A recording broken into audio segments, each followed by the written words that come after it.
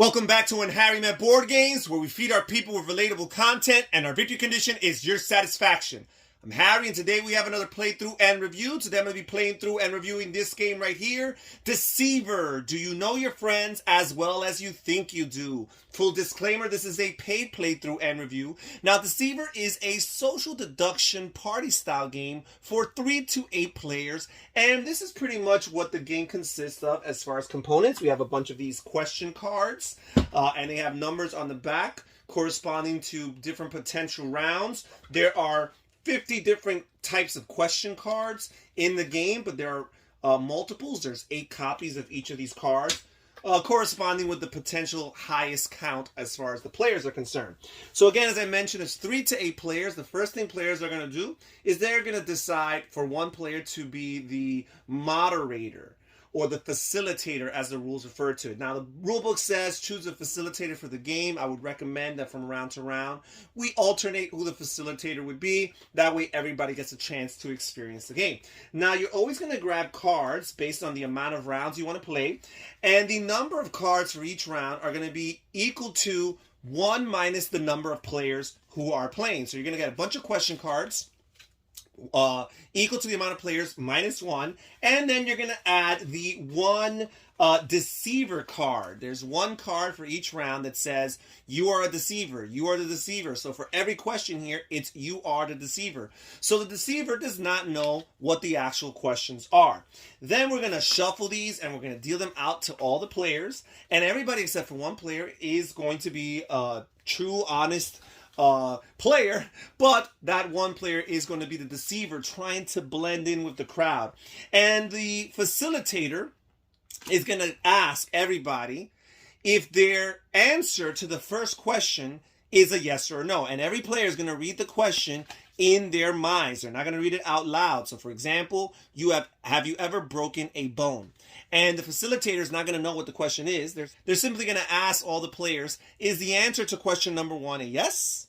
Is the answer to question number 1 a no? And everybody's going to raise their hands accordingly. And the deceiver is going to have to choose whether or not they want to raise their hand to the yes or to the no. But again, they have no clue, no idea. Then the facilitator will ask, what's the answer to question number 2? And again, everybody's going to read in their minds. And in this case, we have, is blue your favorite color? And that's a very specific question, right?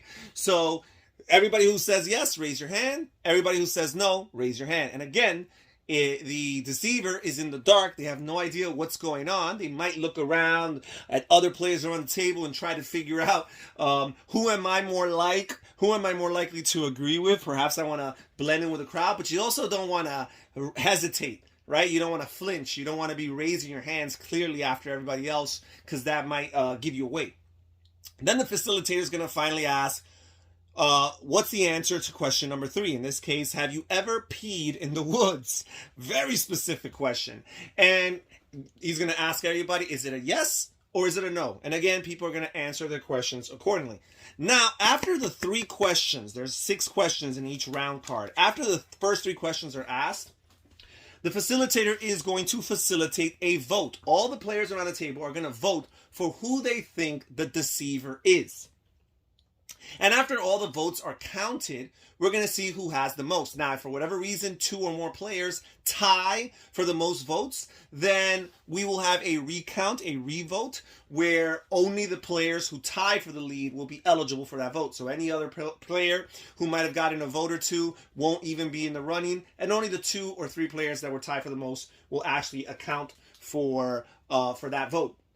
And then whichever player received the most votes has to reveal whether or not they are the deceiver. And if the players are correct and that person was the deceiver has to be honest about it. And that's the thing about this game. For this game to work, players have to be honest. You have to be honest about these questions.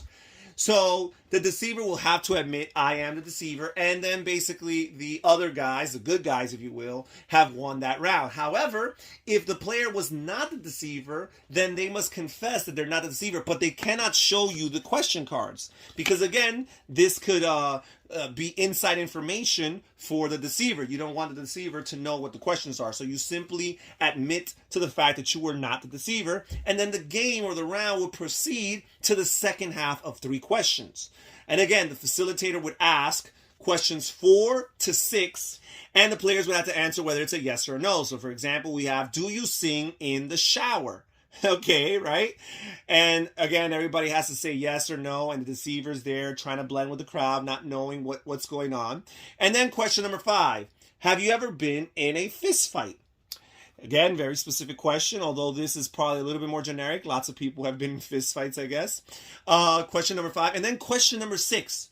Are you afraid of heights? And again, everybody's going to have to answer yes or no. And again, they're reading these questions in their head, so the deceiver doesn't have much to go on at all, other than the fact that he might know the idiosyncrasies or the histories of the players around the table, and again, try to find someone who perhaps they match and pair up well with.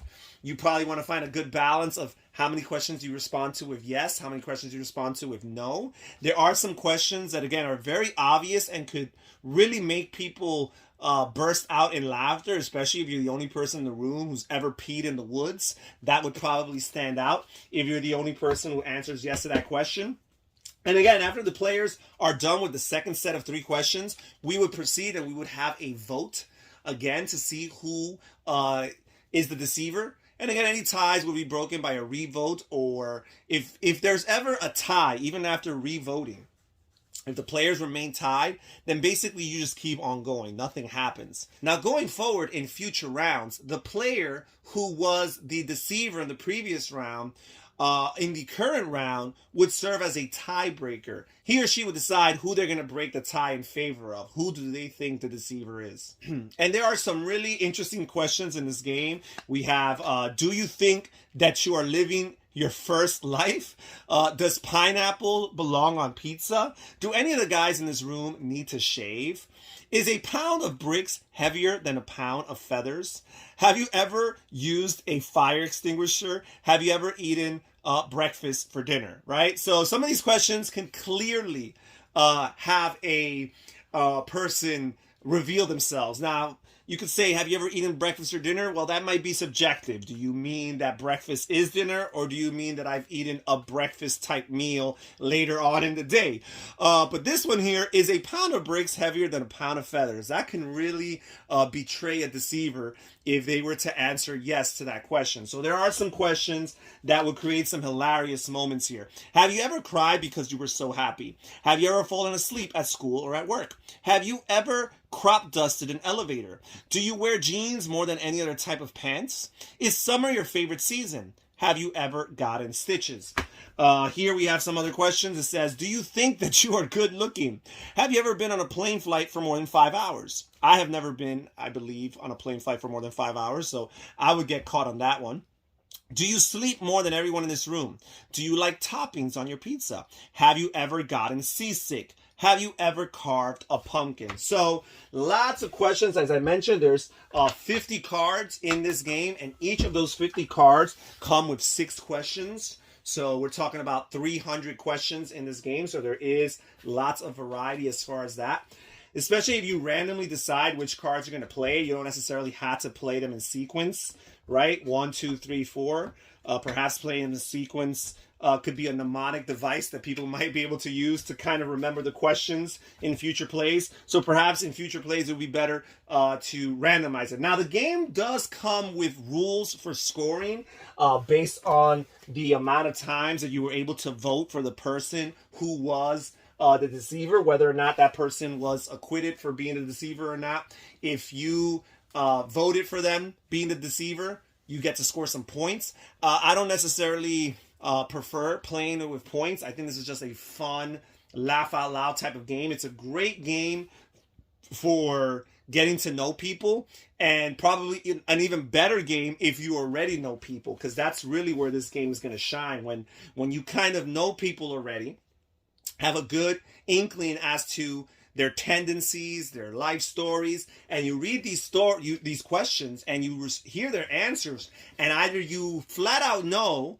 that their answer is not true because you know them that well, or your gut feeling is, no, this person must be the deceiver because based on how much I know him or her, there's no possible way that the answer to that question could have been yes or could have been a no. So this is a great social game, again, for big groups.